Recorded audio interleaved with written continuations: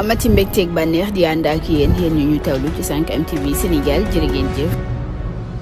jaajëfal nañ leen suñu mbokku internet yu 5M TV Sénégal dal leen jàmm ci seen xibaar yi ñu daal di rek desandi ci mbir moomee El Malick Ndiaye moom mi nga xam ne nag moom moo yore communication bu Pastef bile moom daal di nay rek fësal ab communiqué ji wax ni nag Ousmane Sonko fi mu nekk ni gisuñu ko fenn ci suba ba tey nag mënuñu ko jot waa Pastef rawatina patriote yi ñoom ñu ngay wax askan wi ak ñi fare ca bitim réew ni loolee nañ ko xam ndax ab xibaar la boo xam ni ci suba ba tey ñu ngi koy rek daal di lam-lame ci réew mi ak lu mu mënti doon rek moom Macky Sall lu jig njaak rek moom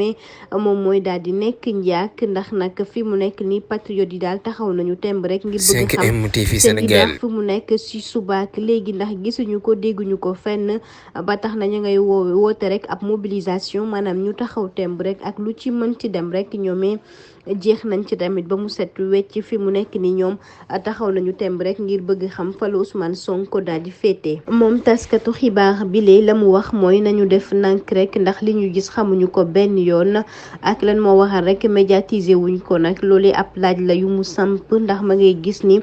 compte yi nga xam ni moom la ñuy gën a rek suivre ci àdduna bi moomee nag ñoom waxuñu ci benn yoon ci weeru mars bi atum 2021 jëm itam ci hashtag yi nga xam ni Free Sénégal defu ko kon nag dañoo war a taxaw rek ab forte médiation jëm rek ci attaque yi nga xam ni day jóge ci état bi te loolee day jaaxal askan wi